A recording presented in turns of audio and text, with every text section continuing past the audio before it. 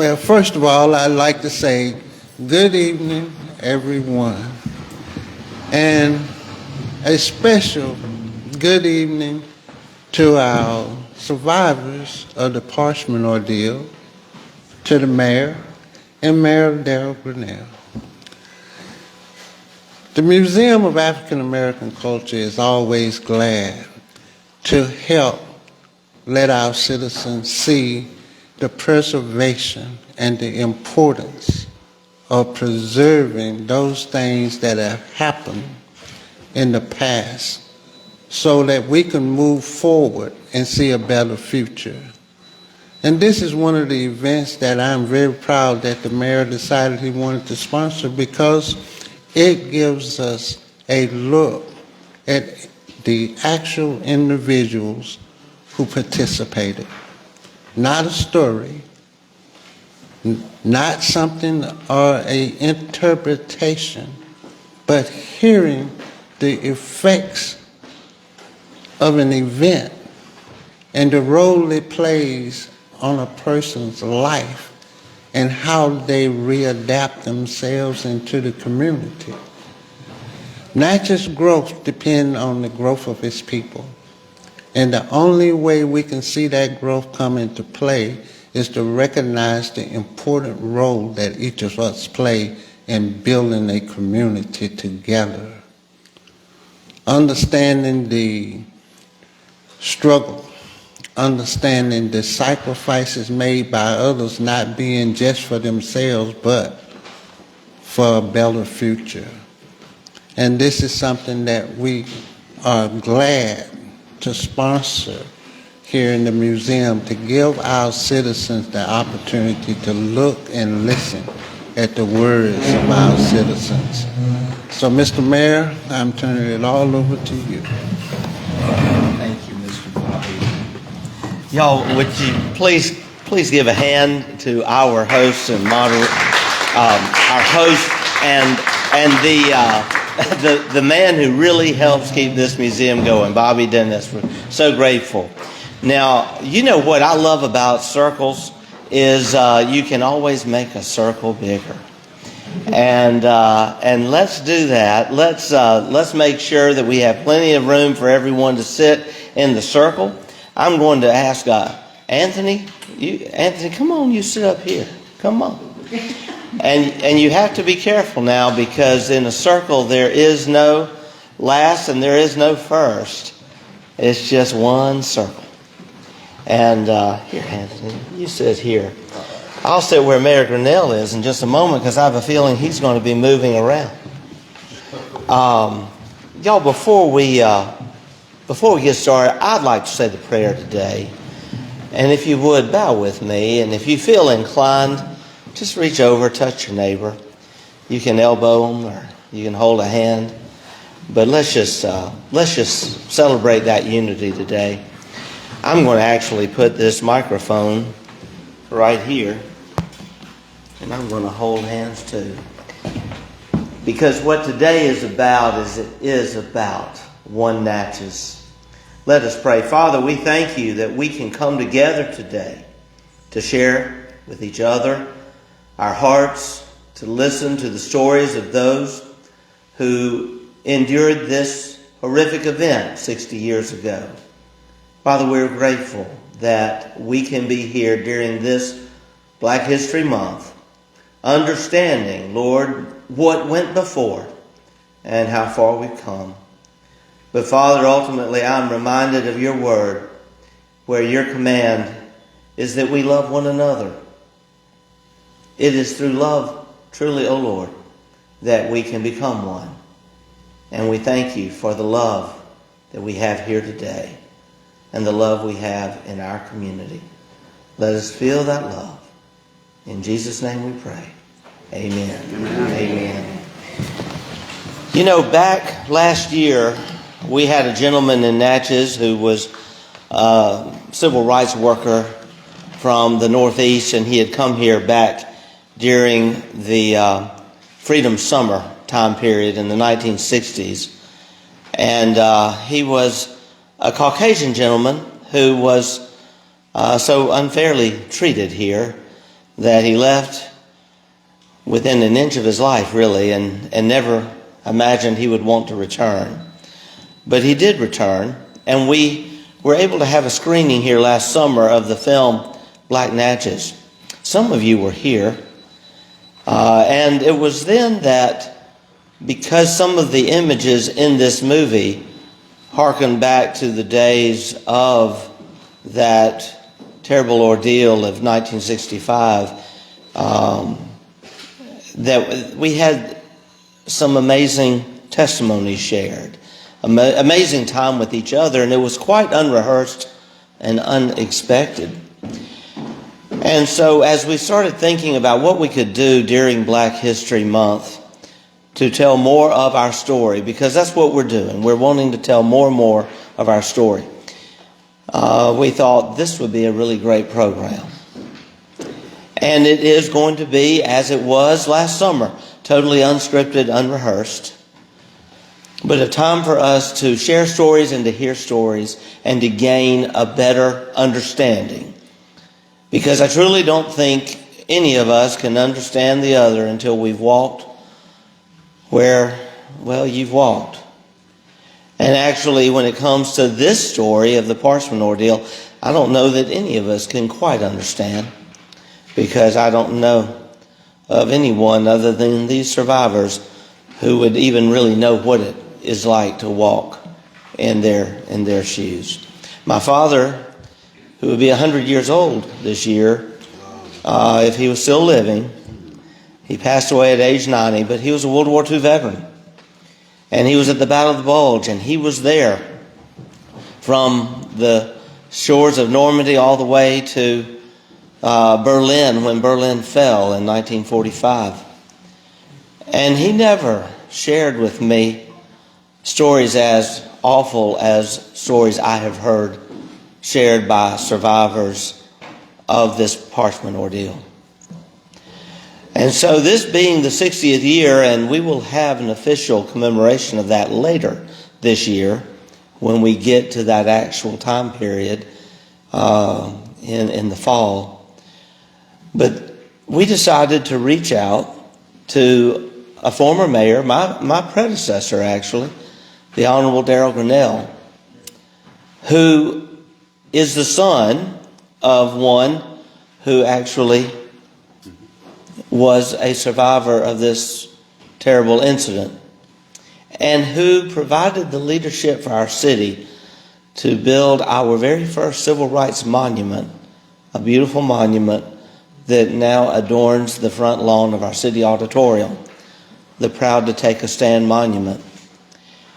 And we also have with us Robert Purnell, and I'm so glad, Mr. Purnell, you could be here, who was the chairman of that effort to raise funds and to build that monument. I can think of no better person to be our moderator today. And really, it's hard to think of a better person, period. This man has served our community in so many ways. He was president of the Board of Supervisors for so long and served so many terms, they had to name a bridge after him. I cross that bridge all the time going out Lower Woodville Road. He taught for many years at Alcorn and then retired. And he didn't have anything better to do, so he ran for mayor. And you know, now that he stepped out of politics, he's teaching again. And we're very sorry that this event stepped on the toes of other events. In fact, there's so many events going on this afternoon at churches, also the event out at the Fraser School. But we had to work this around Mayor Grennell because he's got to drive back to New Orleans this evening to be back in the classroom tomorrow. Well, actually, because of this event, I took off tomorrow. Good for you. Good. I know your mom's happy. That way I won't be stressed. All right, Mayor. Great. Yeah. And so without any further ado, I'm going to hand the microphone over to the Honorable Mayor Darryl Washington Grennell, our friend. Thank you, Mayor. And if you don't mind, I'm going to sit. And I'd like to thank Mayor Gibson for inviting me to be here this evening. And the mayor was really concerned about having this event on a Sunday because he knew that it was church day in several churches. But I am truly impressed with the number of individuals that are here today. So thank you guys for being here. If the legendary gospel spiritual songwriter Doris Akers was here today, she would say there's a sweet, sweet spirit in this place. And I know that it is the Spirit of the Lord. There are sweet expressions on each face, and I know they feel the presence of the Lord. And this is a wonderful event, and thank you, Mayor, for having this event. And it's such an appropriate event to have during the month that we call Black History Month. And every month of the year is Black History Month because we need to continue to tell the stories. And the mayor gave my history, I taught at Alcorn for 30 years. I was on the county board for 18 years, and many of those years I was president of the board. And in 2015, I said, you know what, it's time to retire from the county and from Alcorn. I think it was Kenny Rogers who said you need to know when to hold and when to fold. Well, it was time because I was working 2 jobs. I was on the highway all the time, and I was working diligently for the citizens of Adams County, not just District 4, but for all citizens in Adams County. And then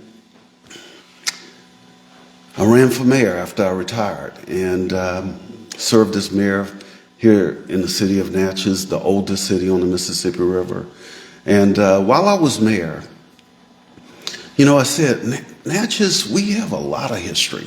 We have the Native American history, the Spanish, the French, and all of this wonderful history. We have Emerald Mound, you know, the second largest mound in the country by a mound builder, the Natchez Indians. And when I walked in as mayor, we were celebrating 300 years. And if you remember, the chief of the Natchez Indians came down from Oklahoma to kick off the celebration, which was so appropriate. So we had all of this wonderful history that was going on during my first year as mayor because of the tricentennial celebration. And I looked around and I said, in this city, we don't have a single civil rights monument. And it so happened that a lot of great individuals here had done a documentary on the Parchman Ordeal. And I said, that would be a great monument to begin to tell the civil rights history. So I appointed, with the blessings of the city council, a commission. Robert Purnell was elected by that commission to serve as the chair. We also have with us other members of the commission who are here. If you don't mind, will you please stand? The other members of the commission.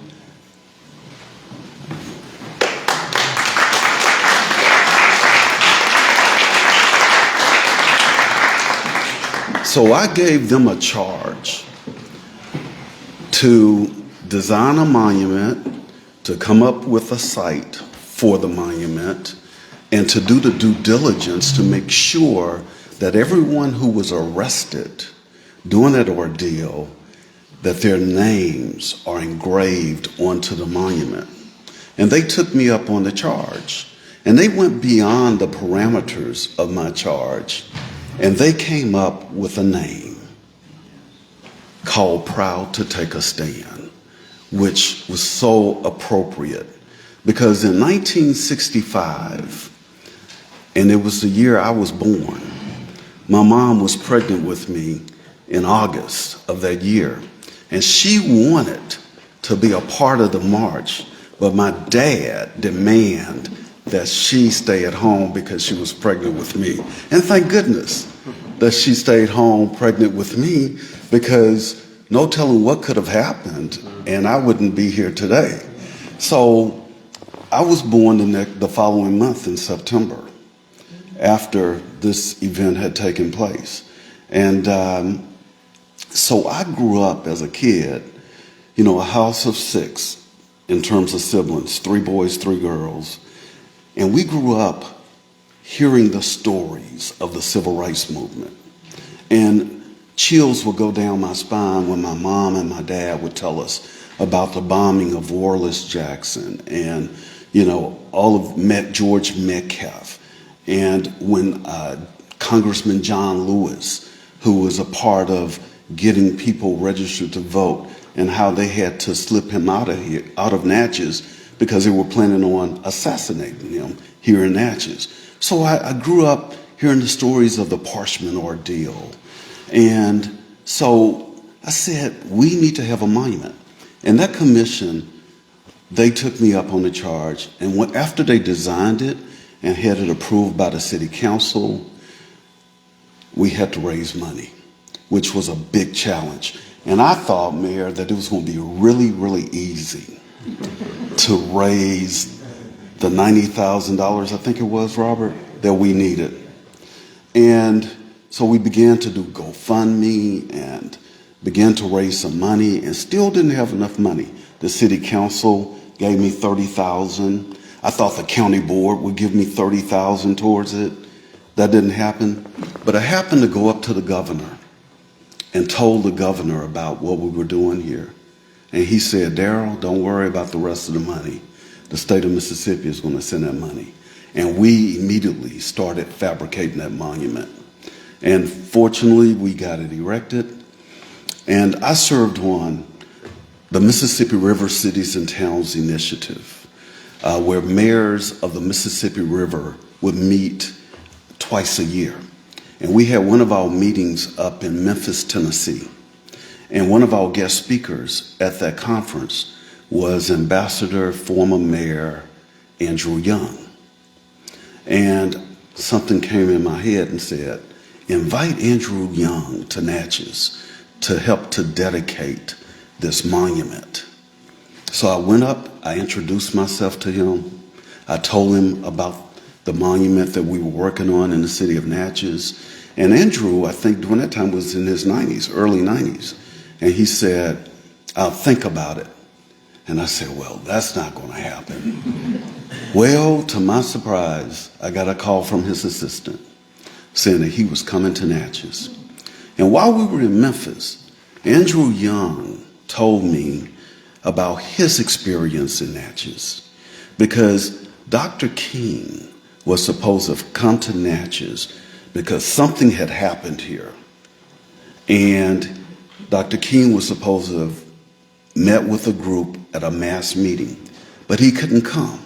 So what he did was he sent Andrew Young on his behalf. And Andrew Young said when he flew in to the Natchez airport, he said, oh Lord, what did Dr. King get me into? Because there were armed guardsmen all over the airport. And when they began to motor him from the airport into the city, he saw people with guns on corners, and he said, oh my God, what have I gotten into? He said out of all the places that he had traveled with Dr. King during the civil rights movement, it was Natchez that scared him more so than any other place. And when he got to the mass meeting, and we believe it was at Beulah Baptist Church, there was a crowd there, and they were ready to burn down the city. They were upset. What had ever occurred, the citizens, the black community was terribly upset. And he walked in, and he could feel the tension. And there was a preacher in the pulpit who had the crowd going, and he said, Dr. King's supposed to send some boy in here to talk to us, and I don't know if he's here for us yet. And Andrew Young raised his hand and said, I'm here.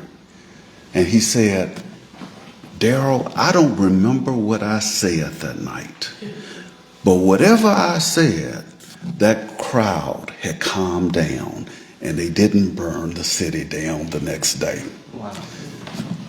So he agreed to come here, and he was our keynote speaker at the event. So I'm going to kick this off by playing a snippet from WLBT of that dedication day. And here it is. Is unveiled this weekend that highlights an important time in the civil rights movement back in 1965. Take a look. We have survived through many dangers, toils, and snares. By God's amazing. A civil rights activist and former mayor of Atlanta, Andrew Young, was on hand for the unveiling of the new monument that commemorates the 1965 Parchman Ordeal in Natchez. It commemorates people who have walked out on faith.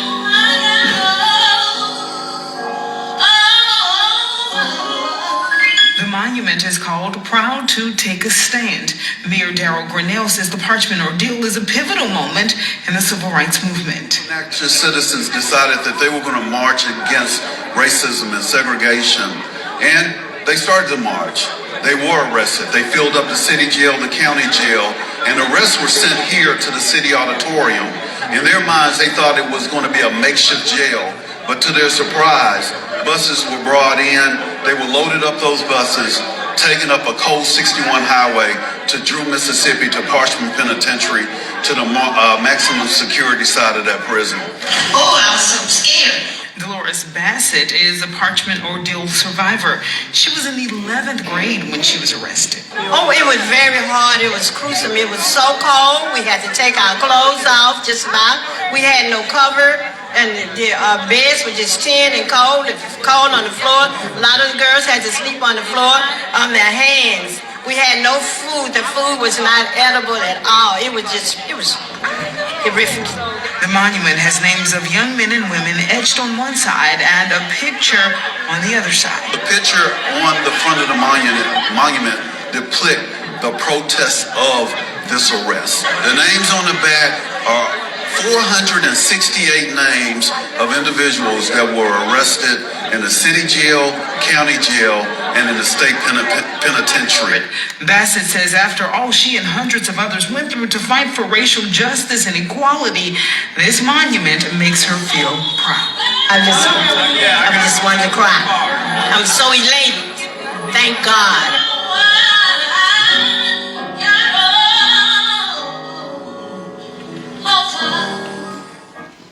So we have actual footage where we hired professional videographers to film that event. And of course it has to be finalized, and hopefully, Mayor, one day that documentary, I don't have it, but it's in good hands. They're going to get it edited and get it to the city and to the museum so that that event can be a part of the permanent archives of the city of Natchez. So we did hire professional videographers to come in and film that entire event. So today, what we want to do is that we want to just relax, and I'm so glad that the mayor made this such an informal type of environment where we're in a circle, and we have individuals here who were part of that event. My dad died several years ago, who was in fact a part of it, and I remember the stories. He went to Parchman, and the bus that he was on, it was cold, and people were scared. And Reverend Henry Russell was also on that bus. And Reverend Russell, was talking to all the people on the bus, and he was letting them know that, we're going to hang in there. We're not going to let nobody turn us around. And he kept everybody calm. And my dad, who was sitting next to Reverend Russell, he said, Reverend Russell, as they got near Parchman, he got quiet. And my dad looked over at him, and tears were rolling down. And he said, Reb, are you okay? And he looked at my dad, and people back then referred to my dad as Baby Dump. And he said, Baby Dump, I don't know if we're going to come out of this alive. And they went in, and of course, I'm going to allow members here to tell you what they went through. So we're going to open it up. And I want to preface this. Michael and I, we had guests to come in on yesterday from New Orleans for the Mardi Gras ball. And I told them about the Parchman Ordeal. And I took them down by the monument. And there wasn't a dry eye in my house this morning when I told them about the ordeal. And these were people who had never been to Natchez before. But the civil rights movement, you know, I told them about other facets of history of Natchez and took them around and showed them places. But there wasn't a dry eye in the house this morning when I told them about the Parchman Ordeal. And history is important. And it's important to pass history on.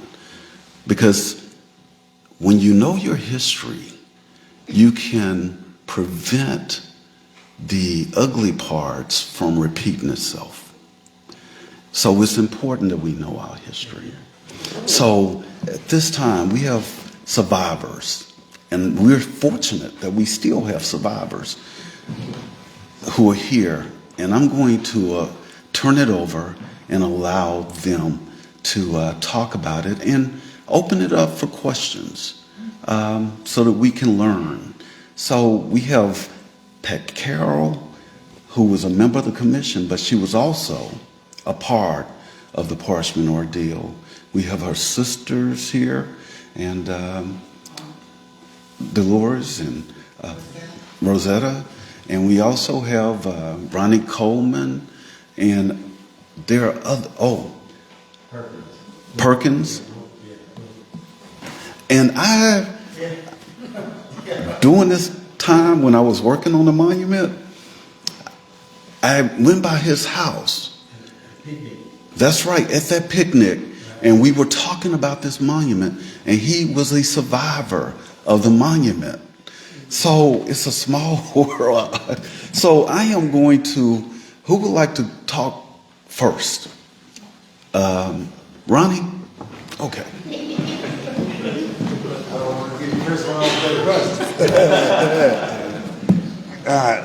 Good afternoon. God is good. It's a blessing to be here. Hello? I'm testing again.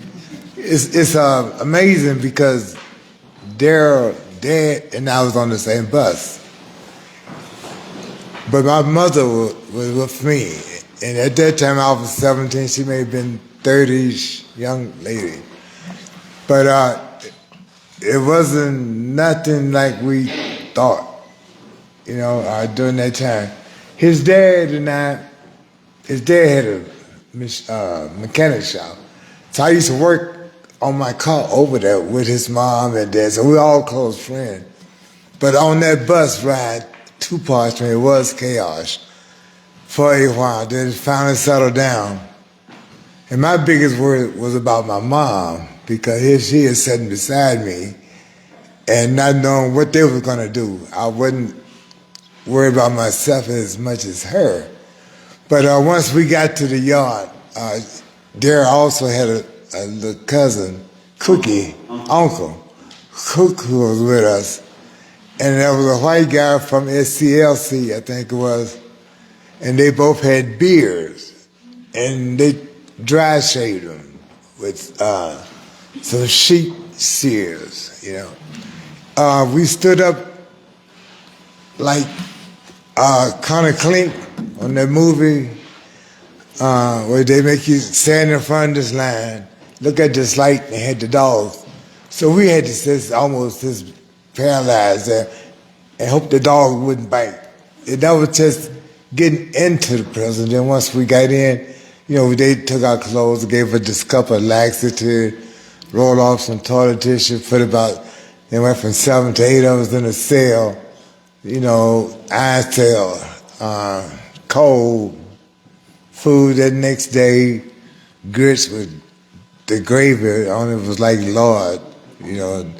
The bacon still had the hog hair on it. And they threatened us a whole lot, you know. They threatened us, and good thing they didn't throw water on my cell anyway. But, and I'm going to kind of fast forward because coming out of there was almost as bad because we came home to nothing. You know, we didn't have the privilege of going to a doctor to get checked over, see how you doing mentally, physically, or anything. On that list that went, most of the people was from age 17 to about 24, 25 years old.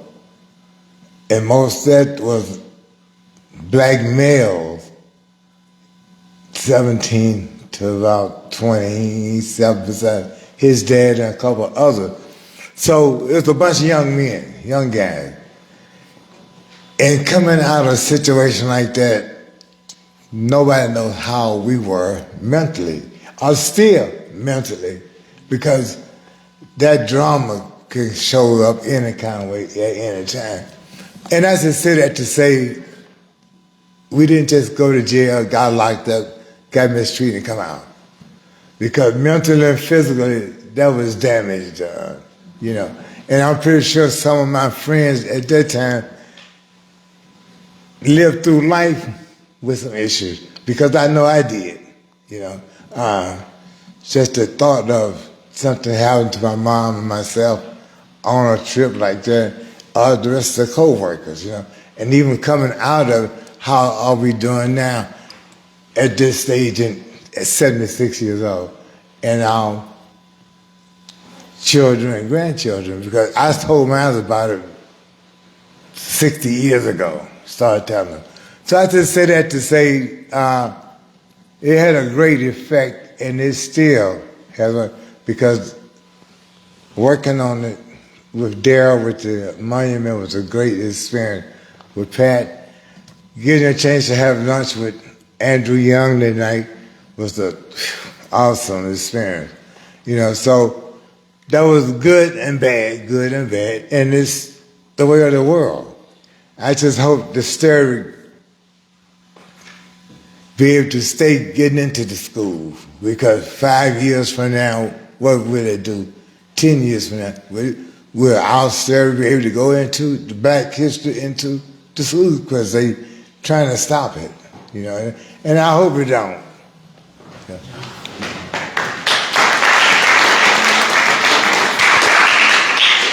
Thank you, Ronnie. And you know, Ronnie triggered something, because growing up, hearing the stories of the Parchman Ordeal, and I'm not going to call the name of the lady, but understand that there was a lady who actually had a nervous breakdown as a result of her experience at Parchman. So the mental side of it, the impact that it had on people. So Pat, Ms. Perkins. Good evening. All right. As my neighbor, my friend, we grew up together, Ronnie Copeland, in the same area, same neighborhood. And believe it or not, it was a terrible experience, but I learned from it. You know, not only the hardship that I went through. Now, as far as going to Parchman, we did go up there in the evening time. They arrested us at Beulah Baptist Church, myself mainly.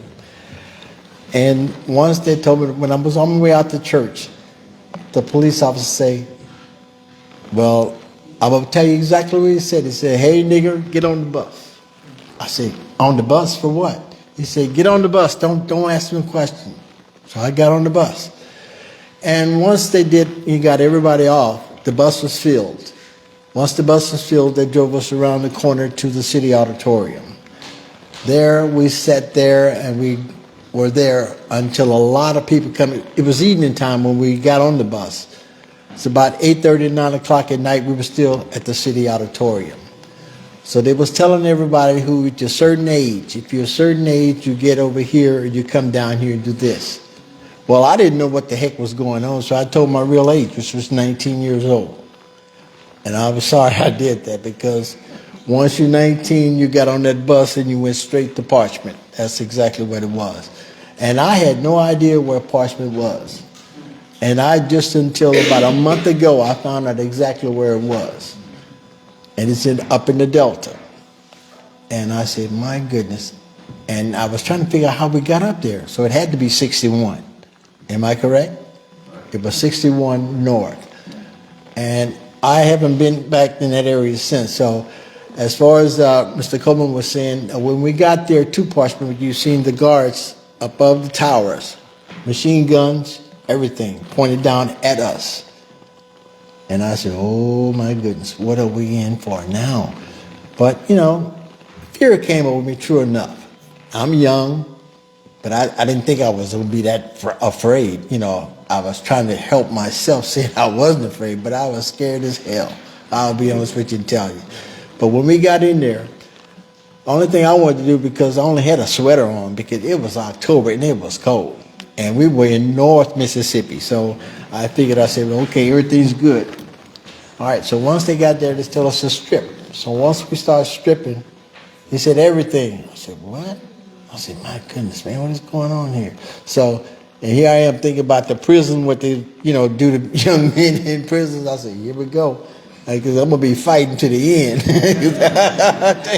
Because I am not going to go out like no, you know what I'm talking about. So once we got there, so they said, okay, just be calm, just take it easy. And like he said, they gave us a big cup. And I mean, it was a huge cup. And he said, drink it all. It was laxative. Didn't know exactly. So we had about, I don't know, you said they had about 7 or 8 in your cell? Yeah. You were lucky. We had about 15 in ours. With one roll of toilet tissue, and they gave everybody that laxative. That toilet was rolling all night long. And I'm telling you, and you had nowhere to go, and you smelled it all. And when you got in there, it was an empty cell with bunk beds, with like iron cells, iron beds. No sheets, no nothing, and you there cover. Now in our cell, Ronnie, like you said, they turned the air conditioning on us, and then they poured water on us. Because our cells in our area was a lot of noise. So in order to keep us quiet, so they decided to spray us with hose pipe. Cold as it was, and then turn the air conditioning on. In order for us to keep warm, excuse me, I'm getting all messed up here now. In order for us to keep warm, we had to, just huddle up each other. We wasn't thinking about no male genitalia and all that stuff. We were trying to keep warm, and that's all it was about. And I was there for the full amount of days, which was 7 days. 7. Because my mom was a poor lady. She didn't know where I was, and she didn't have no transportation. So she had to pay somebody to come up there and get me. In that span of time, I lost about 7 or 8 pounds because I would not eat. That food was tremendous. It was horrendous, excuse me. So my experience with that was I learned from it, and that was it. Because I said to myself, in one way, I will never come back to this place again in my life. Because, I don't know, even the convicts had it better than we did. They had clothes on. They had pillows, bed, cover. We didn't have nothing but hope. And I made it through the ordeal. I was telling one of my neighbors earlier, I made it. And I made it out, and it changed my life tremendously. Once I got out of the jail, I came home. My mom fed me good, and I was off to St. Louis. And about, how long did it take us to go? And we were all gone. We left. His older brother, David, took us to St. Louis, and we stayed. I was there for the rest of my life. And I came back home when my sister got sick here in Natchez in 2001. I left in 67, something like that area. And I've been gone that long. But in all, like I said before, it made a better person out of me. Really, it did. Because I knew I wasn't going to be type of person going to do anything wrong from then on. I made sure I did everything right. I was within the law with everything I had. So my ordeal was horrible, but it was a life-changing episode also. So that's my story. So, and that's it.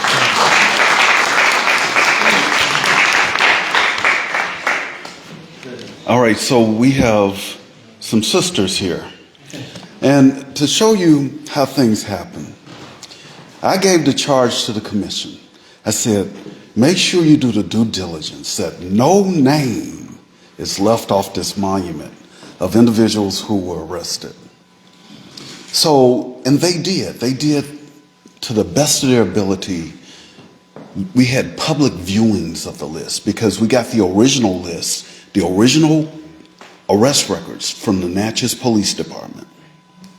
The police chief brought them to my office, and I had the original arrest records. And a lot of names were misspelled and that type thing. And I gave that list to Robert Purnell, who was the chairman. And they compiled that list. And we announced to the public by using all kinds of media sources, please come check the list. Make sure your name is spelled correct, or if your family member is deceased, family members come check the list. Make sure nobody is omitted. Well, here's a Parchman survivor whose name was accidentally omitted from the monument. Once we had gotten it erected, and she called me and she told me, Rosetta called me and told me. And I said, what? And your sister is on the commission. But it goes to show you we're human. We're human. We're not perfect. So that's exactly right. Thanks to Mayor Dan Gibson, they were able, because there were a few names that were accidentally omitted, that they were about 4. They're now engraved onto the monument because of technology today. So would you, Rosetta? Okay. Good evening. I was about 12 years old, and I was arrested. I was one of the, my name is Rosetta Fleming, Rosetta Dixon Fleming. And there wasn't anything that went on in Natchez concerning a march or a meeting that we were not involved in. When they say it's time to go, we were ready, even as a little child. I remember getting on the bus, and I remember the bus taking us to the city auditorium. I was about just made it 12 years old. That was in October. I had a birthday around the 3rd of October. And once we got there, I remember officers going around, as Mr. Perkins said, asking us our age. I was 12 at the time, and I had a sister. Her name was Lucia Dixon, and she was 13. But when they came around, she was so mad because they had arrested us that she lied about her age. She told them she was about 21. But the thing about them, she gave them the correct year of birth. They couldn't add. They didn't care. They didn't care. Anyway, she would sit over in the area where they were going to send the people who was going to Parchman. And Pat was there. I guess Pat was a little older than me, but she wasn't old enough to go to Parchman, so they arrested her. She went to jail, so I was left alone by myself. And the thing about it, my name was on the list. It was always on the list because she was on that committee. And the thing about it, once it got to the printing press, wherever it went, they were the ones who forgot to put my name on the list. It wasn't no fault of the committee at all. I just wanted to clarify that with all the committee people. It was the fault of the people who printed the names. They just totally forgot. But as a young girl, that was an experience for me. And all I remember is eating hamburgers at that time. They brought us food in from the White House at that time, and they made the best burgers in Natchez, Mississippi. But I cried because they took both of my sisters away from me. They took Pat, they took my sister Lucia, and I was left all by myself. And you know, as a young child, you feel lonely. You're afraid. You don't know where they took your sisters. And I just remember crying.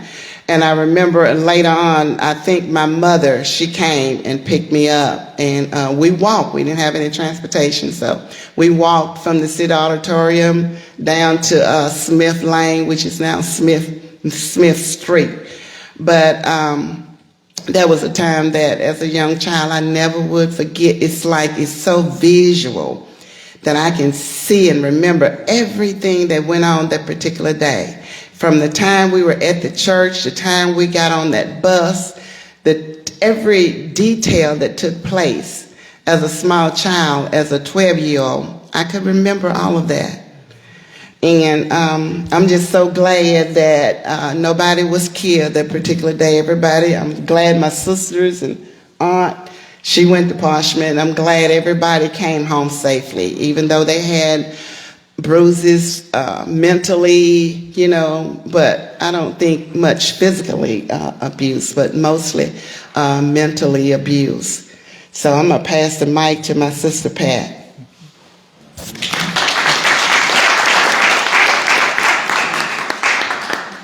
I'm Patricia Dixon Carroll, and as Rosetta has said, anytime there was a march or a meeting, my mom would always let us go because she understood the gravity of what was taking place, and I was 14. I understood. Now, my sister next to me that went to Parchman was 13. She would not talk about her ordeal today. She never says anything about it. We ask her questions. She just says, she just won't answer. So I guess she was really traumatized at that age. But it really sticks in my mind because I guess I say I was astute enough to know what was actually happening because I'm the oldest. I was the oldest of 9. And and I was a single parent. And I would hear my mom talking about things that would be going on in the community and whatnot, and I could grasp a lot of things.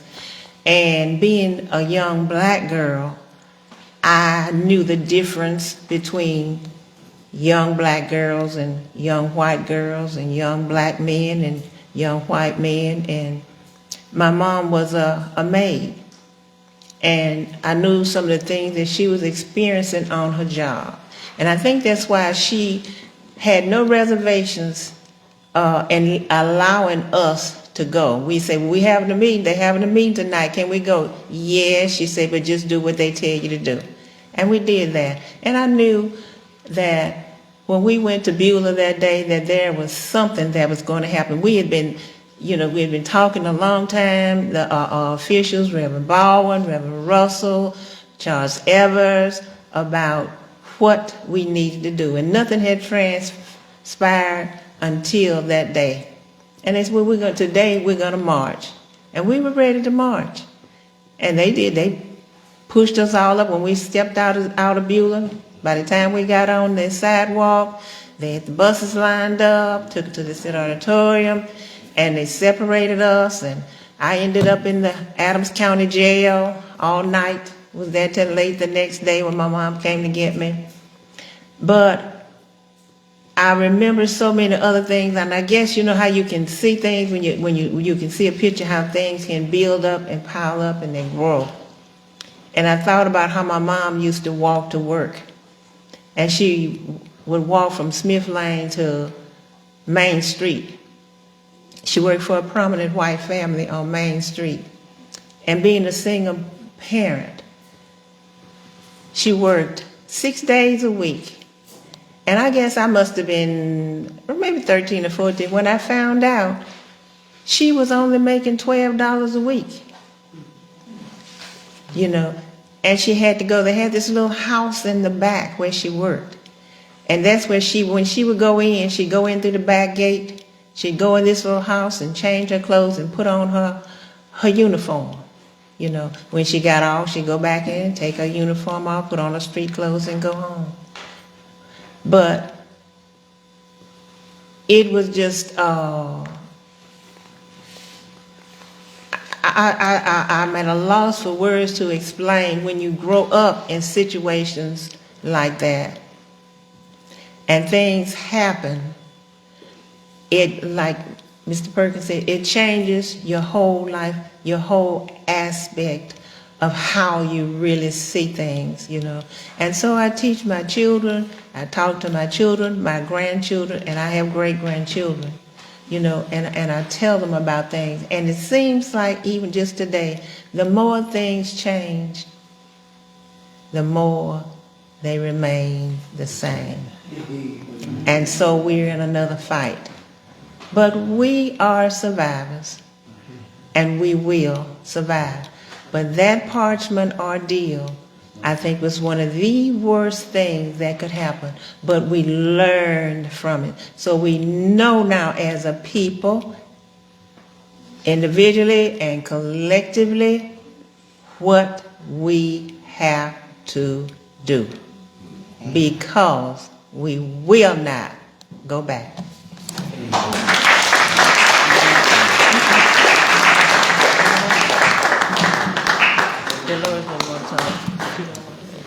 And Dolores, the voice that you heard from WLBT, it was Dolores. So she has already told us about her experience. You will? Okay. Yeah. Because, and I don't know about you guys, but, you know, listening, tears are flowing from my eyes, you know. And that's okay. There's not a thing in the world. Emotions are great, to laugh, to cry. I'm scared of people who don't cry. I'm scared of people who don't laugh because they're either a psychopath or a sociopath. That must be me. Good evening, everybody. Good evening. My name is Dolores Hence Bassett. I went to Parchman. I was 11th grade, 17 years of age. I weighed about 95 pounds. It was a Saturday morning. We knew it's Friday that we were going to meet at Beulah Church. We didn't know what was going to happen, but Charles Evans had put out word that everybody needed to come to Beulah Church for 9 o'clock that morning. It was a chilly morning, but it wasn't real cold. It get cold later in the afternoon. But I had on a big sweater, pull-over sweater. I had on, it wasn't a camisole, it was a slip. And then I had on, it wasn't pantyhose. I don't think we had pantyhose at that time. It was stockings with garters on it.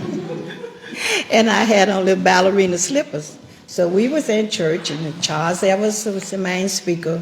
I saw Reverend Howard there, Reverend Baldwin, Reverend Russell. A lot of the local ministers were there. We all singing freedom songs. And at the time, the mayor was John Nasser. He was the mayor. And J.T. Robinson was chief of police.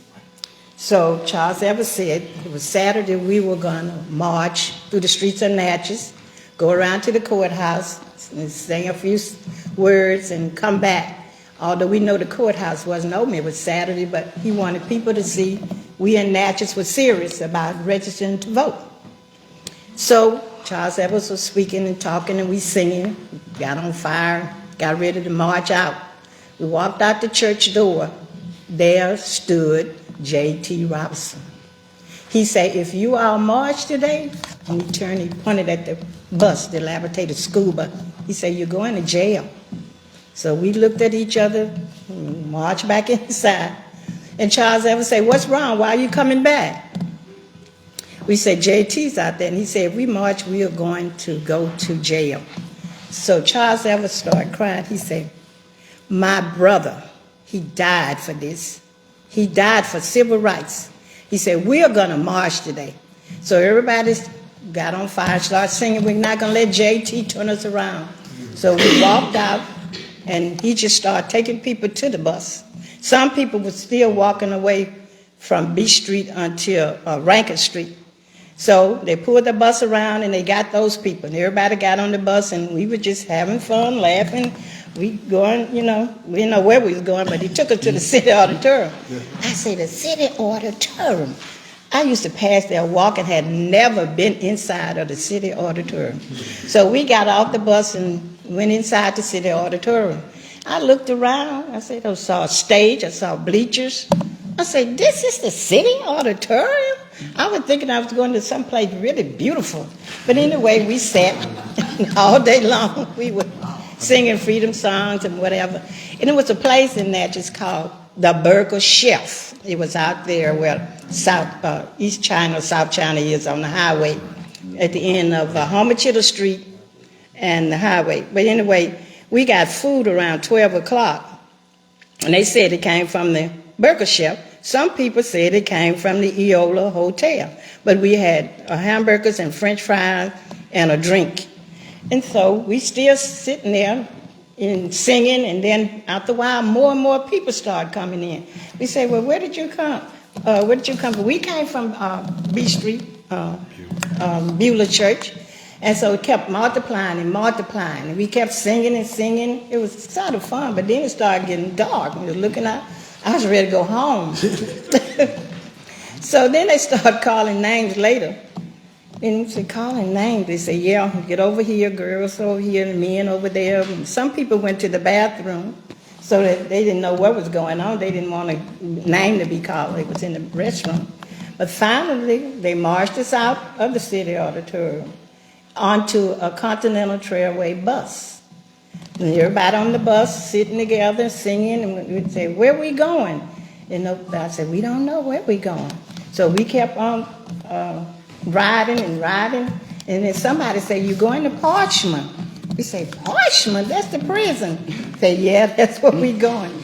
So we got to Parchman. It had to be about 2 o'clock, after 2. The reason I say that because when they were frisking us, one of the men said, you down there in Natchez, girl, and he looked at his watch, after 2, 10 after 2 down there, call yourself margin. But anyway, when we got to Parchman, the men went one way, and the women went another way.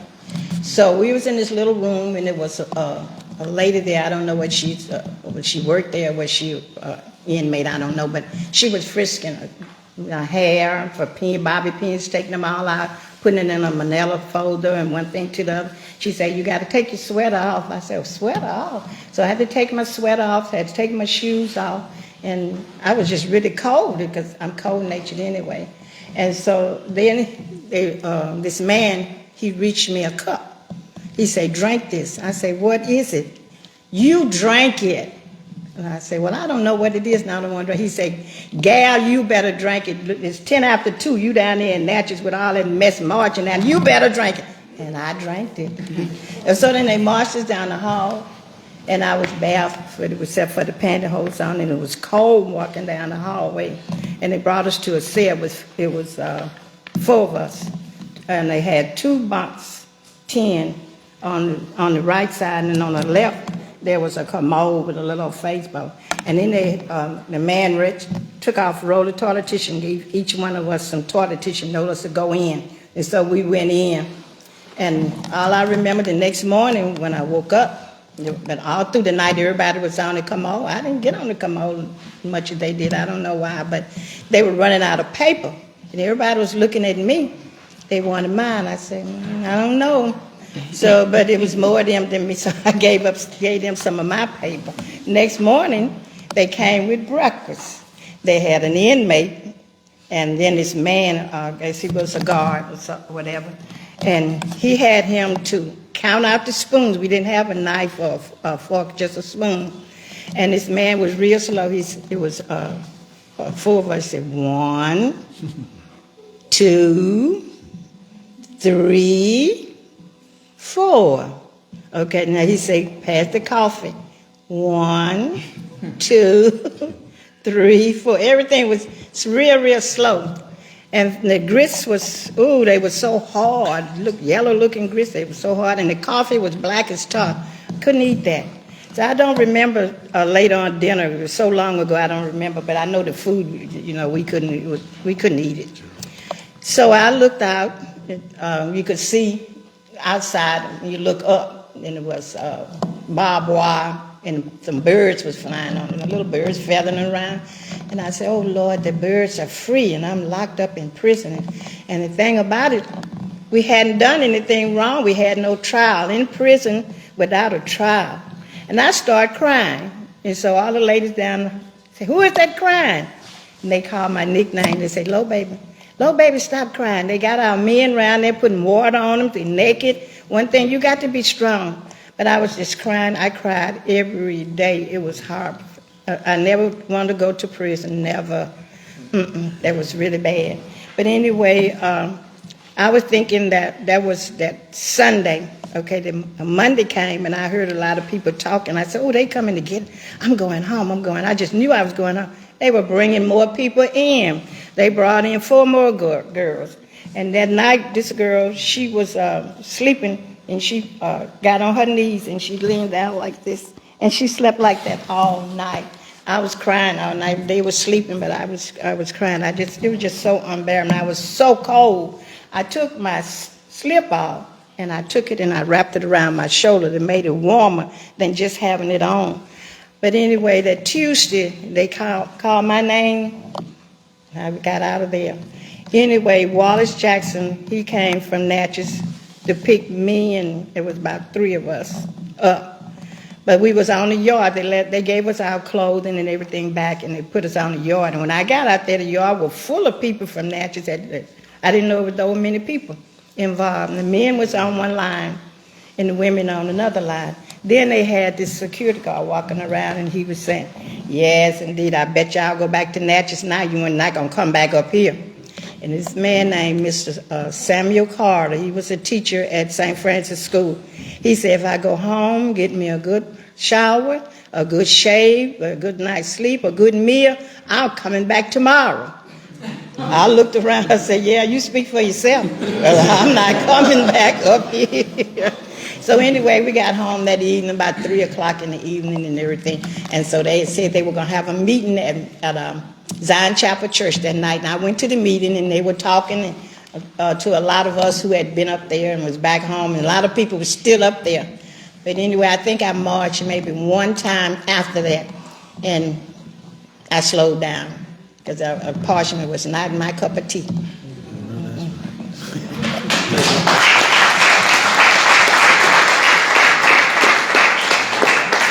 There's one other thing I'd like to mention. There was a young lady in my neighborhood who went to Parchman. She was pregnant. She lost her baby.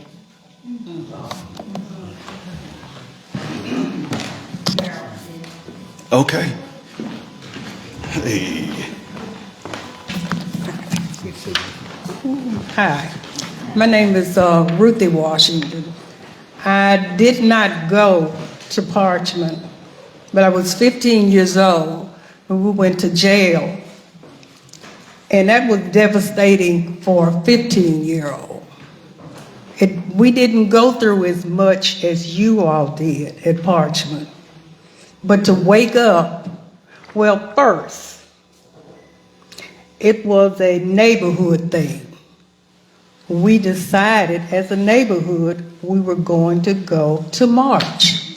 Our parents told us, don't go. You are going to be arrested if you go. We weren't worried about that because we knew our parents would come and get us. Well, it didn't happen.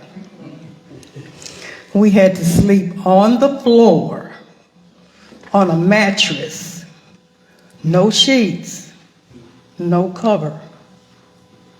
That was terrifying for us. We had never done that before. We woke up the next morning, and for breakfast, we had a hard piece of bread, not toast, just white bread, and a piece of butter about that size. And we were supposed to eat that, 15 years old.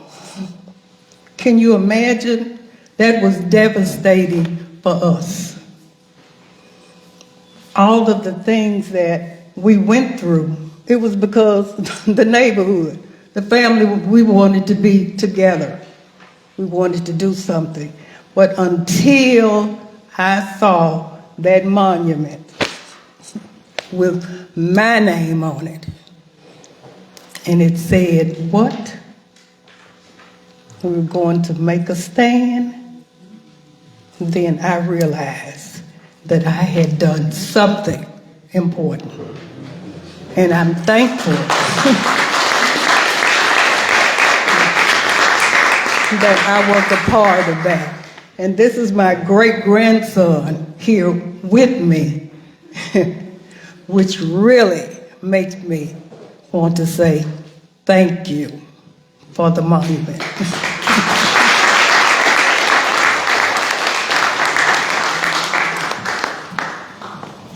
Thank you for making the sacrifice that you made for this community.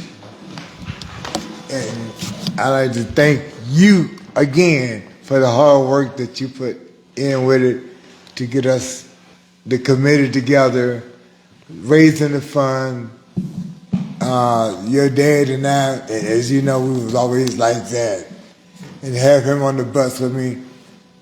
And you remembering that, hey, my dad went as you was in mayor. I'm glad it clicked because you knew something had to be done. And that's the way you do to get history of your family out so we can have the grandkids and great-grandkids to know that it's not over. And to take advantage of what we have gone through and build from it. You know, because these times you try to, one was saying, you can put one step up, two down, you know, and we still going through that right now. So thank you again, Darryl, for being in the right spot at the right time to do what you did for the city.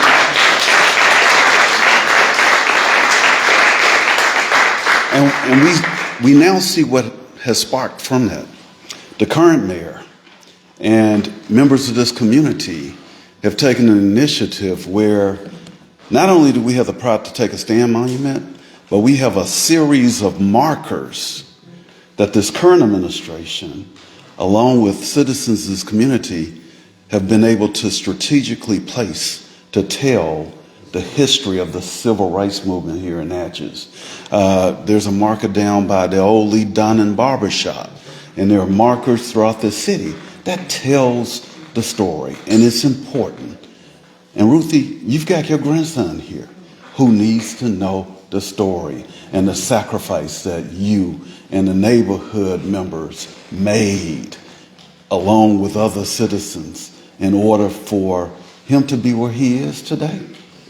That's right. So other survivors of the Parchman Ordeal here? Yes. Introduce yourself. Okay. My name is Mary Turner Brown, and I also went to Parchman from Beulah Baptist Church, went to the city auditorium, and we were bused to Parchman. I was there for about 3 days, from Sunday until Wednesday. Back home, my brother, Roosevelt Johnson, he was with the Deacons of Defense, and he and another guy came to get me and his wife, which was Katie Johnson. They brought us back home. So I reiterate the saying from everybody that the food there was horrible. When we went in, we had to take this cup of laxative. The ladies was on one side and the men was on the other. So I just was terrified while I was there. But thank God we made it back home safe.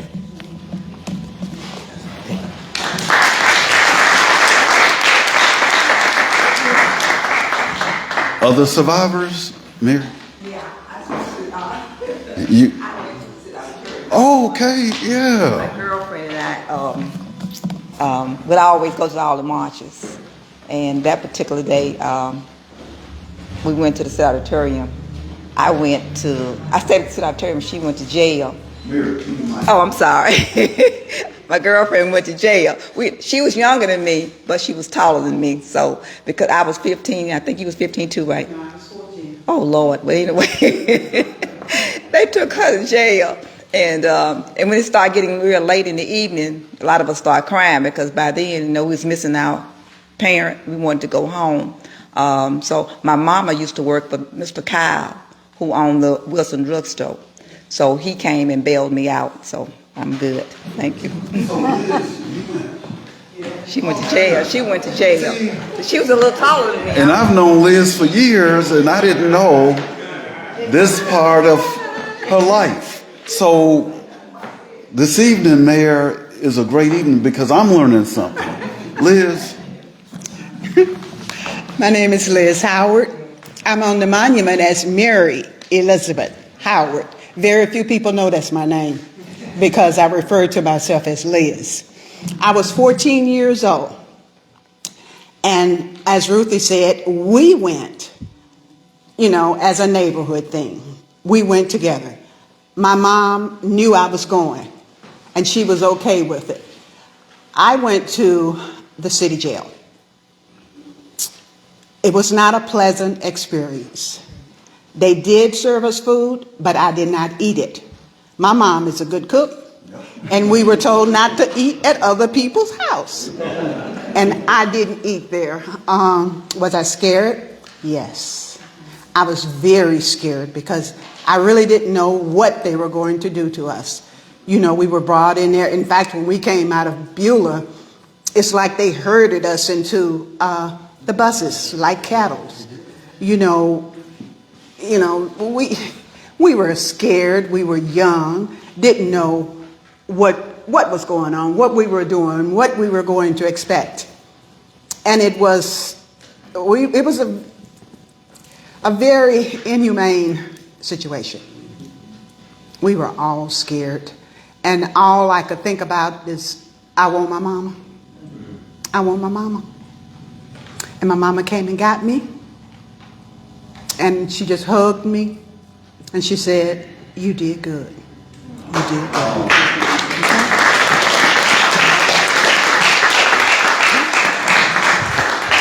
And Liz's mother was an excellent cook. I mean, fabulous. The best sweet potato pies and lemon pies. Other survivors here? Any others? All right, now let's open it up for some questions. Now, one of the questions that I have for those that actually went up to Drew, Mississippi. And see, I had never heard of Drew until I started college at Tougaloo College. And one of my college classmates, a guy by the name of James Lewis, who now works at Tougaloo in the admissions office, we were all getting to know each other and, where are you from? I'm from Natchez.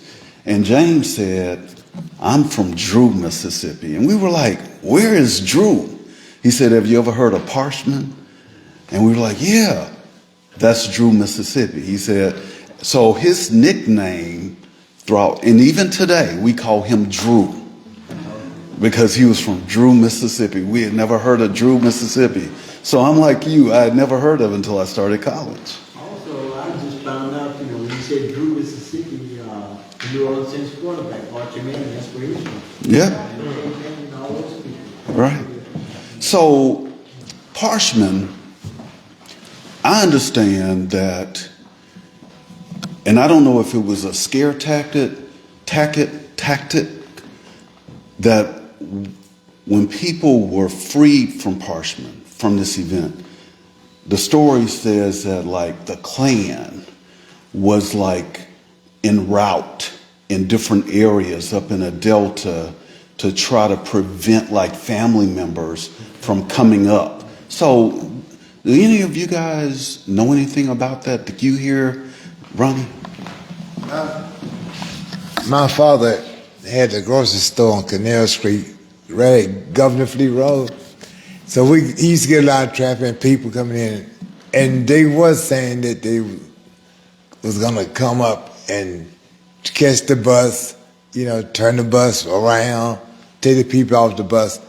But, you get hearsay, and that's all we could go on was hearsay and the fear factor. That's why I say so many of us may back then probably had a lot of mental thing going through here that they didn't, too ashamed to even say anything about it, you know.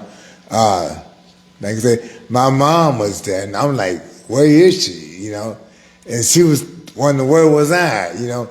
So these type of things, you inhale it all through your life, you know, and it shows up. If it don't show up with you, it might show up with one of your kids.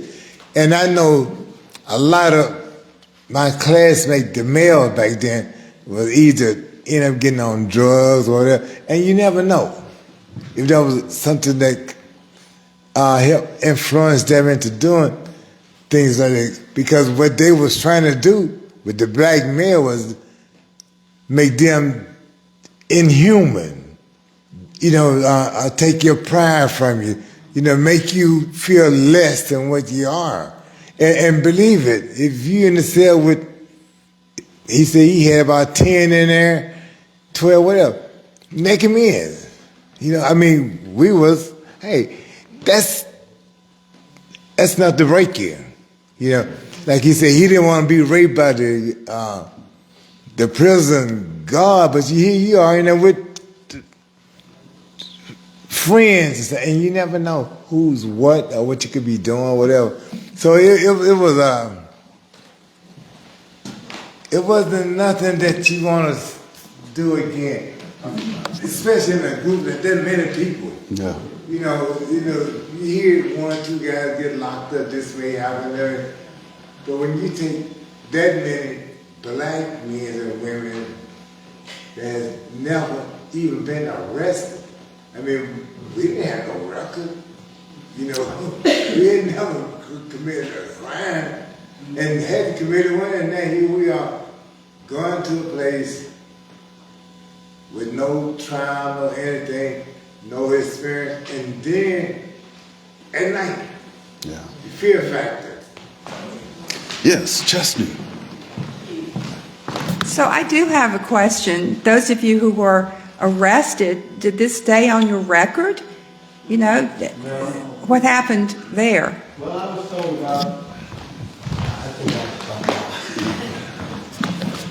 Well, I had my record expunged. I was, you know, when I finally came in from New Orleans, because the job that I had in St. Louis, I worked for the airline, which was TWA. Anybody know what TWA is? Yes. Oh, okay. I worked for them for 38 years. So when I came back in 2001 here in Natchez. My sister got sick, so I had to come back with her.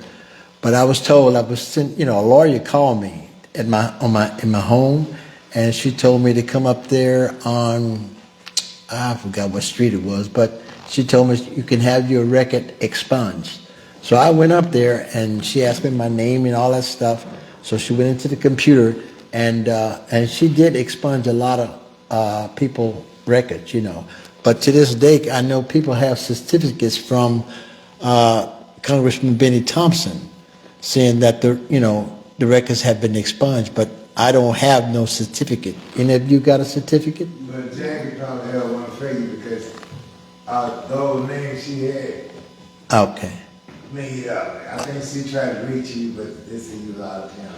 Well, she has my number, so it's no problem. So I always answer my phone. But anyway, to make a long story short, mine was expunged, so it's not on the list anymore as having a record. But, I wouldn't care anyway because I'm done working. I retired and everything, so it's not going to bother me at all. They can put whatever they want on it. But back then, they did say it was on your record, and if you go apply for a job and don't put it on the application, that once they find out, they're going to come and get you on the job. Well, that may have been enough fear factor. Right. I didn't, I think the second week out, I had a wreck. And I was in the hospital during the time when I got out to apply for jobs and everything. I put it on there because I was afraid not to put it on there. Yeah. I said, now, either I get the job or I don't get it. But that would be better than, I'm thinking, if I put it on there, and then they check and say, well, you didn't tell me you went to prison. Right. And I did that for a couple of years. Yeah. Mary Jane? Hey, I think everybody knows I'm Mary Jane Godet. I used to be Mary Jane Reed. I used to be Mary Jane O'Byrne. And my first husband was the city prosecutor. I never saw him because literally from the day we came home from my honeymoon, for probably the next 10 years, he was in the courtroom. And they were having, and he never talked about any of it. He was so confidential. It was like everything, if he had to talk on the phone to somebody. But the FBI agents that were flooding our community came to our house all the time. And there were lawyers here from the north who had come down to help the blacks. Now, we got married in 1965. What year was Parchman Ordeal? In the fall, yeah. And I was trying to get a job teaching. And I had, I don't know if I'd got it, because at first I didn't get a job because I didn't have one, but then they called me to teach at Morgantown. I ran into the worst racism among my students it's another story. But I was so troubled because I was being exposed to kids talking about things that were so ugly, and you know they got it from their parents, and I didn't know who to talk to because I didn't trust the principal of the school. I didn't trust the superintendent of the school board. I did tell the FBI agents, but what I want to know is, were there consequences for anyone legally for what they did to everybody in the Parchman Ordeal? Has any lawsuit been brought against the government or anything? Do you know? Does anybody know? There was a trial. I researched it, and I have not a copy of that. But there was a trial. There was a court, and they ended up dismissing it down there. What kind of trial? Well, it wasn't even here in Natchez, I think. I think they had it in Atlanta, because that's where they looked. The NAACP had the lawyers did. I think they did it all in Atlanta. They moved it from Natchez. But they I just wanted to say, I don't know anybody in Natchez getting any money from Parchman. I heard a lot of rumors about it, but I know we were not the only people that went to Parchman. They had a lot of civil rights workers from up north went to Parchman, black and white. So if there be any kind of lawsuit, it would have to include them too. But we were not the only one that went to Parchman. Well, I know, like I said, there was a group that came down because a couple of the guys that were standing beside us in the line, me, Cool, and a couple of the white guys, and then they took the white ladies along with everybody else. Yeah, that was what they call the SCLC, it's been so long, but there were maybe two groups of them. And once again, they did have a trial. There was some sort of settlement that's supposed to happen. This is hearsay. But Vernon Smith, when he was here and went back to Atlanta, Andrew Young and I had talked to him last week now. So he told me to get in touch with him. And that's when we found there was a court document. Okay. Were there any consequences if you disobeyed them? That's a very good question. The only thing I could come up with, I would say yes, because back in those days, 65, it was all about, the white. It wasn't about the black. Be honest with you, in Natchez, I never got involved with any the white people, period, because we had our own thing. We had our swimming pools. We had always something to do. Like today, we don't have anything to do for the kids here in Natchez. Nothing. But back in those days, we had everything. We had those people like Mr. Bob Lee. I don't know if any of you know Mr. Bob Lee. Anybody know Mr. Bob Lee? Yeah. That gentleman owned the cleaners, and everything we did, it was through him. He took people, like I played baseball for him. He took us on a school bus all the way to Washington, D.C. I'm telling you, all the way to Washington, D.C. And he paid for it out of his own pocket. And he would take us every year, in other words, to get some kind of culture in our life. And believe it or not, it worked for me because I say this all the time to my kids, and my kids are like 51 and 52 because I'm 79. So anyway, it made me a better person. My kids know everything about what's going on, and I'm proud of every last one of them because every last one of my 4 children finished college, and they have good jobs. That they take care of their daddy now, you know. So, but I don't never bother them because I have my own little snatch somewhere. But anyway, in that answer to all your questions, there would be consequences because it was a black and white thing. And believe it or not, it's still the same now. They always thought they could say, you do this, you do that, because it was supposed to be done. But now that I know what I know, and I know you're a young man and you don't know anything about that, yes, it will be a problem. It will be consequences, okay? We were a nonviolent organization. That meant if you can't stand for someone to hit you or whatever, say anything, don't come, don't march. They always would tell us that, nonviolence. Right. And that's how you win, through nonviolence. We cannot go around hating. We're trying to bury hate. I can't say that I hate you, and that's what I'm trying to get you to love me, and I hate you. Right. So it was a nonviolent thing. If they say anything, I'm gonna get you. Like the man told me, I didn't want to drink that laxative. He said, you drank it. I drank it. So there's no fighting back? No fighting back, yeah, no. No fighting. I'm Barbara Hanley. So I heard one of you say, I think, beautiful woman in the red hat, that you know what to do today, or something like that. What can we do today? What can we do? This didn't happen to me, but it happened to me. It happened to all of us when it happened to you. Let me try to answer that. First, I'd like to say, if I had to repeat or do it all over again, I'd do it. Because there's a reason behind it. Everybody wants to be free. And everybody should be free. Now, the only thing I think that, well, one of the major things I think that we can do as a people is to keep our money in our pockets. I think about when Dr. King started the process, and when Rosa Parks refused to give up her seat.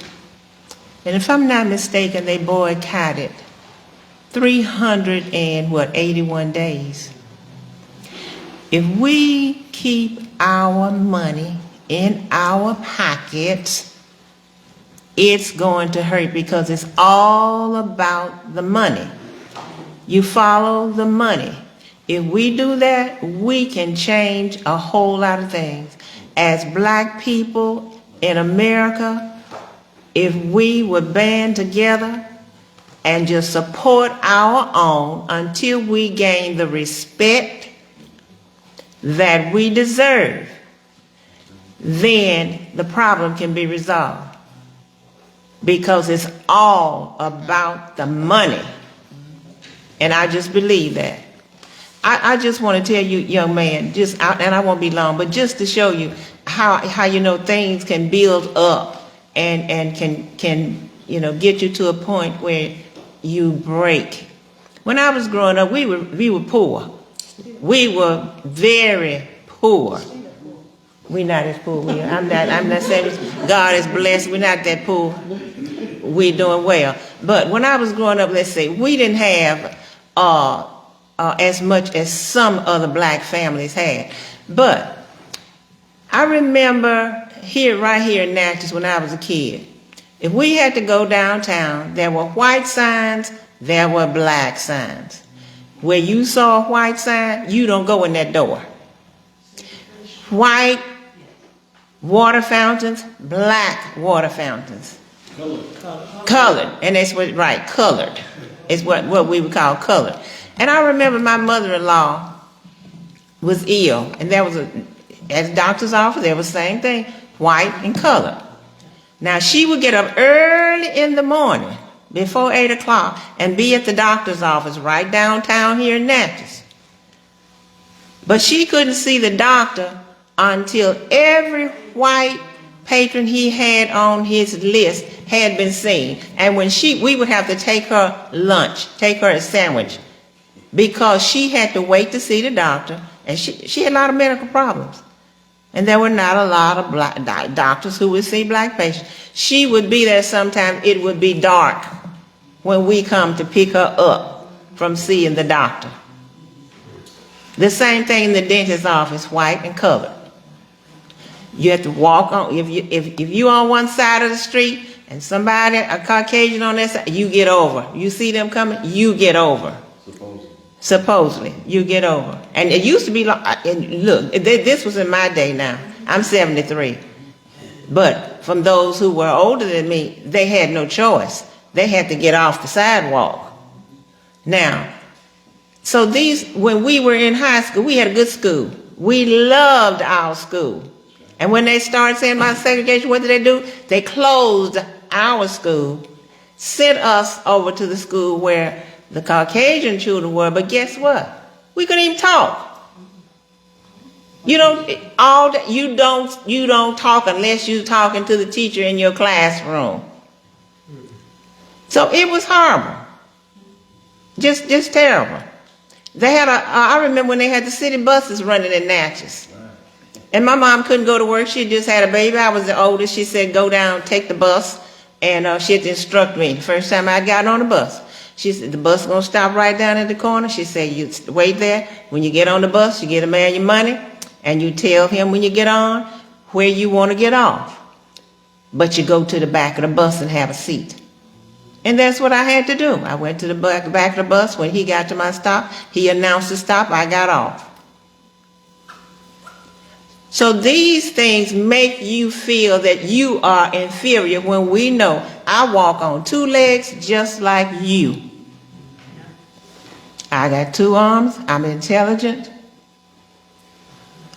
I can express myself. I can do just anything that you can do. So why all of this oppression? Because of the color of our skins. Now, I'm talking like this. I don't hate white people. I don't. I couldn't look to see God if I did. And I intend to see him. But, the facts are just the facts. This is how it was. But we can put a stop to it if we band together. If we teach our children in the womb and when they get here, to teach them about race. Blacks should be taught about Africa. We were slaves, came from Africa against our will, took our language. They took everything from us and brought us here. We had nothing. Slavery is a bad institution, but we must still know where we came from, how we got here. White people should teach their kids about Christianity, about love. If you have Christ in your life, you cannot hate. You got to look through my color and look and see my heart. Teach our children that hate is a bad thing from a little baby. That's why they come out in the world hating us, because they got it from mom and dad teaching them. They don't know hate. They don't know. The little children don't know. They colorblind. They play together, fighting, and the next minute they back together. And the Bible says, except you be like a child, you're not into the kingdom of God. Amen. But we got to teach our children, don't hate. Teach them. And then to mingle. socialize together in the neighborhood. If you got a black neighbor, knock on the door. If you got a white neighbor, knock on the door. I'm so-and-so and so-and-so, blah, blah, blah, you know? Get together. But that's where it starts at, from the children, from the babies.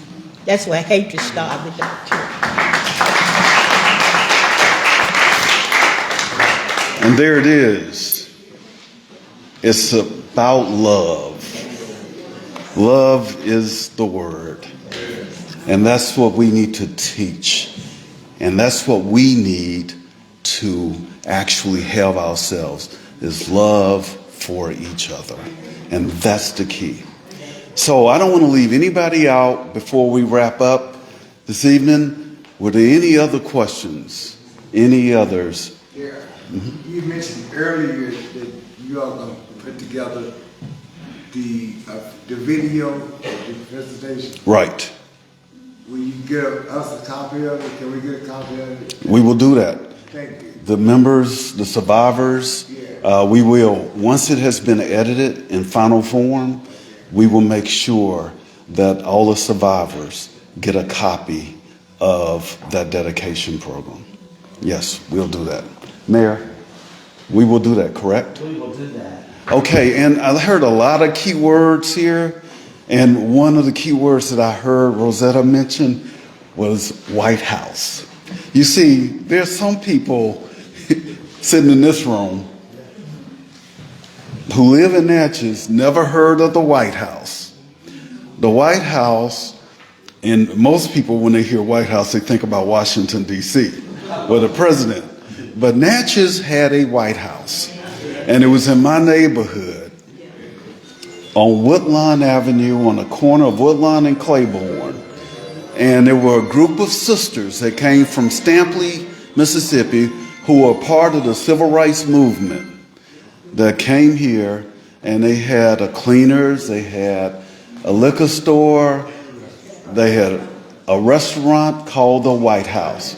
And Rosetta said it, the best cheeseburger, because I'm a cheeseburger, the best cheeseburger in the city of Natchez was right there at the White House. And that's where part of the civil rights movement took place, right over there. Charles Evers and all of those people would be right there at the White House. You could get a shrimp burger, you could get a rib plate, you could get a fried chicken plate, you can get a chitlin plate, and a pork chop sandwich and a pork chop plate. And you can't find it today. And we would have relatives that come to Natchez, and the first place they want to go would be the White House. So Natchez, there is a history here. You know, we have the civil rights, but we also have a food history. I mean, that's a part of it. Food is a part of the culture. So, Mayor, you've got your hands full because you have a lot of great assets here in this city, and they need to be shared with the world. The White House was located on East Woodlawn and Claiborne. And Mozana, Dude, you had Mamie Lee, give me some more names. Dolly, it was about 10 sisters. And all of these sisters, they had one brother named Bud Green. And those sisters were very protective of their brother Bud. So, but they were an asset here in this community. So, a lot of great stories here. And Ruthie, the jail you went to, was it the city or the county? You went to the city. And Liz, you went to city jail. I was in the county. You went to county jail. Okay. And the county jail is where the board of supervisors meet. That was the building then. And you can go there and go in the back and see the big, heavy iron cells. And you can see the toilets and the beds. If you've never been in there, go by the supervisors, 314 State Street, and you can actually go in there and see what they experienced right there in the county jail. The city jail Ruthie was in the basement of City Hall. That's where y'all went. And you can still go down into the basement, Mayor, and see remnants of the city jail there. All right, so Mayor, I would like to thank you for inviting me to be a part of this wonderful event, this historic event.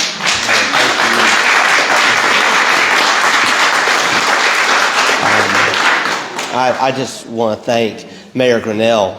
As Mr. Coleman said, he's the one who made sure this story got told and a monument got erected. And Mr. Grennell, my goodness, and all of you who served on that committee, it is a beautiful monument, and we are so grateful that it is now lit beautifully at night. It is so important to our community. People come from all over to visit that monument.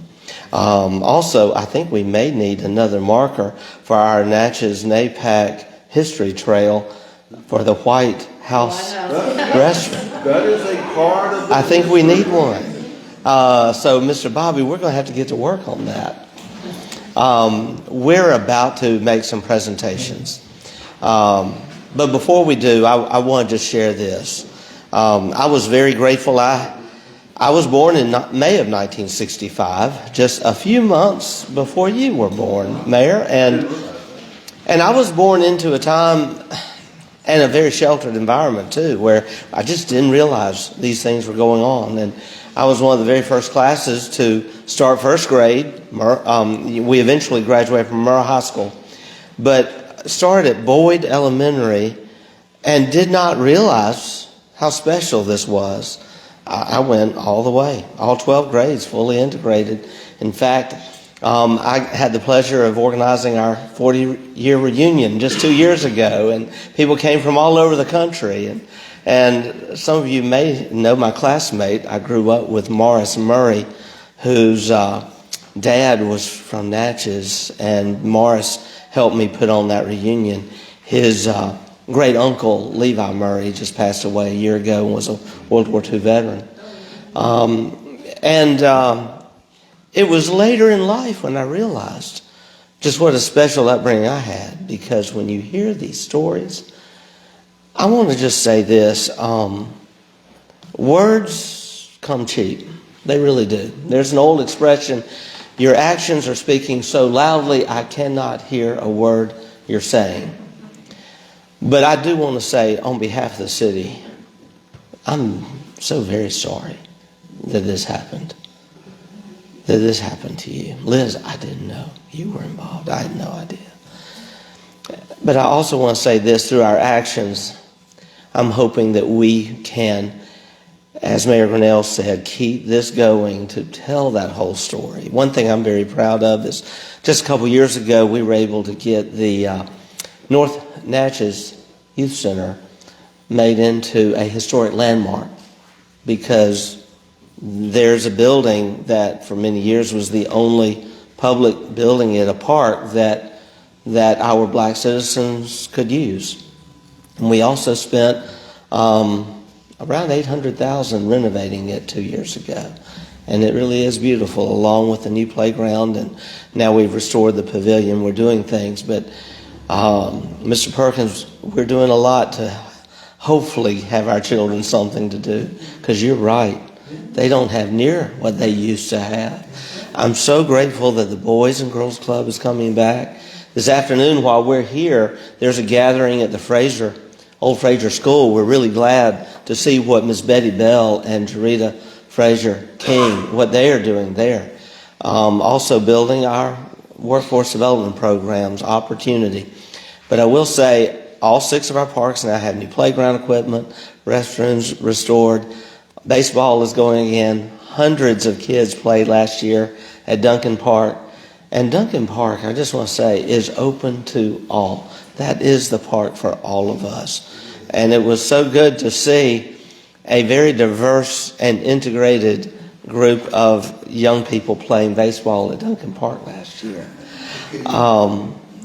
These are the actions, because words are cheap. And I hope that I can continue to be mayor a few more years. I'm already looking at another term, hopefully, if I can be given one, because there's still so much more to do. I'm always grateful to be here at NAPAC where they're telling this story, and Bobby Dennis doing a great job telling it. And thank you for hosting our event today. I want always, when I'm here, to pay homage to our NAPAC founders, these amazing, strong women. So would you please stand, Miss Laura Terrell, Ms. Juanita Jones, and also Ms. Mary White. I'm so grateful. And so we're going to make some presentations, and then we have some refreshments to enjoy. I want to say it's great to have a diverse crowd here. And it also is great to know that in Natchez, we do celebrate our Black history. We celebrate all of our history because it's our story. And I guess it's good to close with some of the words that Mayor Grennell said at the very beginning. We've got to know this history because that's the only way we learn and make sure we never go back and repeat it. So, that said, we're going to make some presentations, and to make this happen, I'm going to actually take this mic and set it down for a moment and just turn it. I need just a mic we can clip on, because we're going to be. Mayor Grennell, would you do me the honor of helping me as we Mayor Grennell, I want to thank you for your family and your contributions. I believe we have some certificates in here. In fact, we will be honoring some folks who aren't here today. But if you have a family connection, please come and receive this certificate on their behalf. Mayor Grennell, you'll have to do that for some members of your family. So we'll take these in order.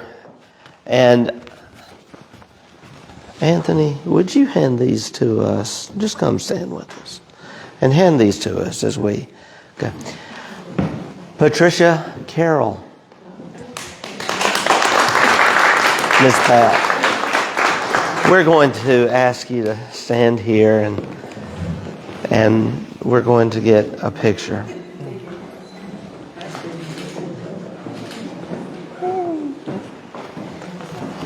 May I give you a hug? Yes. Thank you. God bless you. God bless you. God bless you.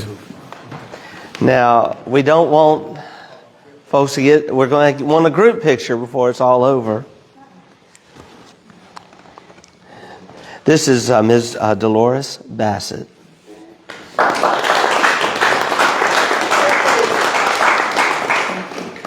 Thank you.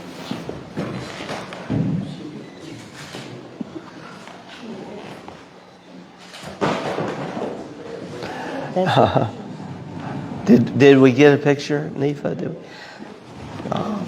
Can I give you a hug? Okay. Ms. Bassett, can I give you a hug? So? What she said about love, that's everything.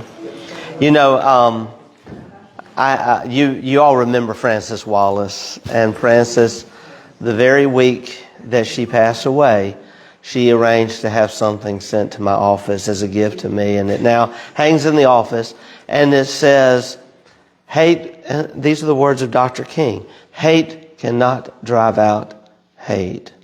Only love can do that.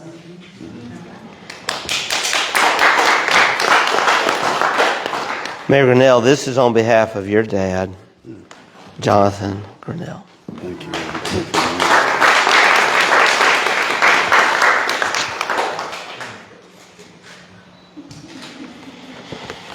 A great man. I know y'all miss him.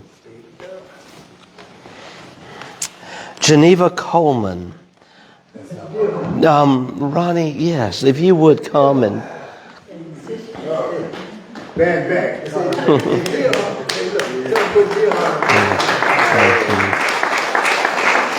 going to take a picture, and you don't need to go far because we got one for you. All right.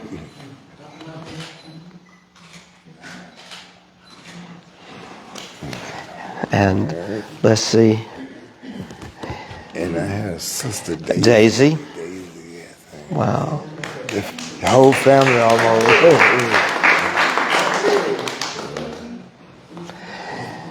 My goodness. And when you think, I can only imagine how your parents felt. Oh, man. We're going to get, we're going to find yours while you're up here. Goodness. AJ, we're going to get to it in a minute. Y'all, this is Anthony Daniels. Some of you may know Anthony's grandfather, David Green, but we're very proud to have this young man helping us today. And here we go, Mr. Ronald Coleman.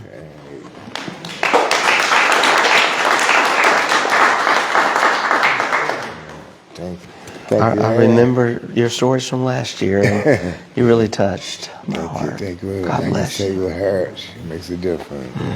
Thank you. Thank you.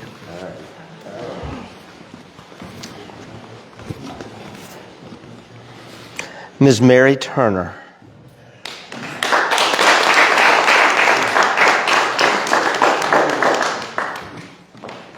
Now, Ms. Mary Brown. Yes.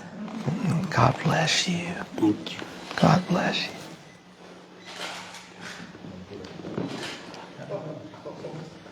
Okay. Thank you. Thank you for sharing. Okay. Thank you.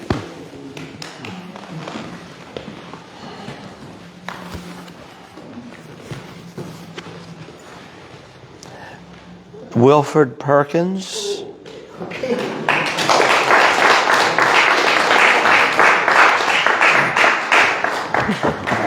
Thanks, Mitch.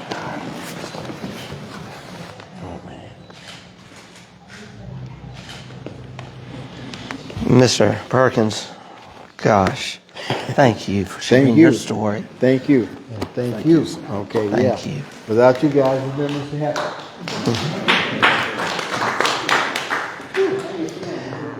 Ms. Rosetta Dixon Fleming.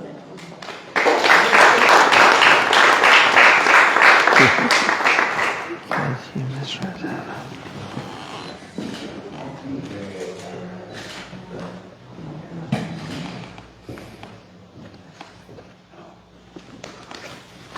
I give you a hug. Okay. Thank you. Thank you.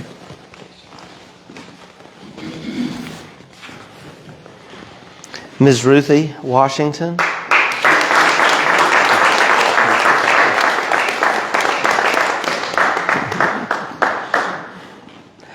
We have the future here. Ms. Ruthie.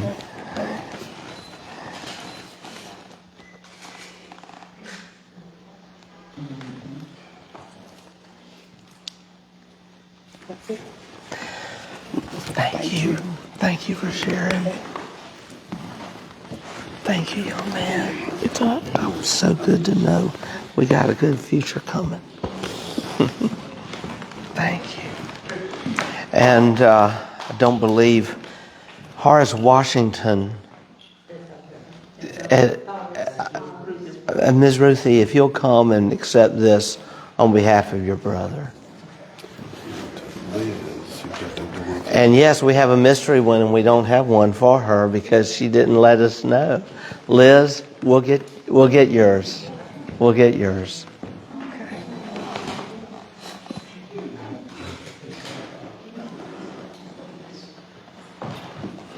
And Liz, he's going to drive down to New Orleans for me to sign it too. That's right. I'd be glad to do that. Yeah. Why don't you come up and let's get a picture anyway? And Robert, this is a good opportunity for you to come up as well, because your leadership has meant everything. How did we not have your name? Goodness. I think they asked people to sign in as survivors when they got here.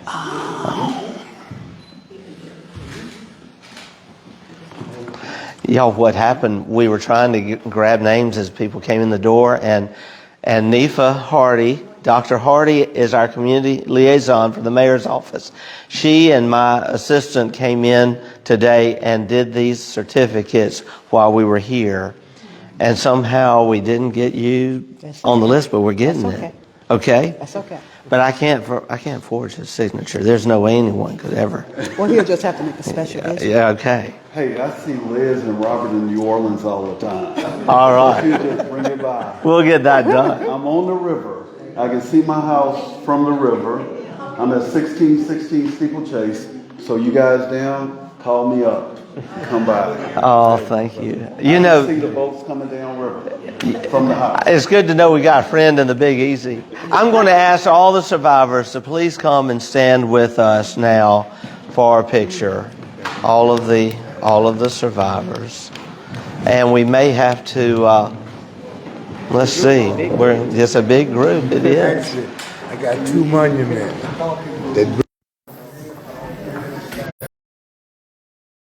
About 3 days after coming back, I passed out. I didn't go off of it, but I just so they. After the ordeal. Yeah. When you came back. When I came back. Oh my goodness. I went to another meeting. Goodness. Came back and hit that. AJ, you're going to have to stand back. This will be just the survivors. But we'll get a picture in a minute. Okay?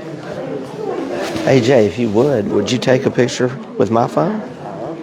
Okay. There. You want to give my number so you can send me some of these pictures. We're going to post them. Okay. We'll get them posted on the city's website. Can we see Mr. Perkins? Mr. Perkins? Can y'all? Okay. Got to make sure.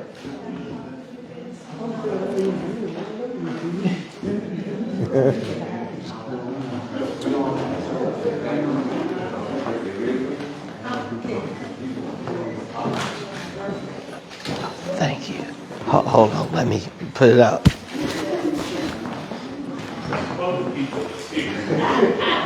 And that's Sabrina.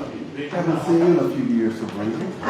Look like we got the same phone call. Hey, that's good looking. Well, I'll tell you, when I noticed your coat when I walked in. That's a good looking coat, Ronnie. Thank you. You're a good looking gentleman.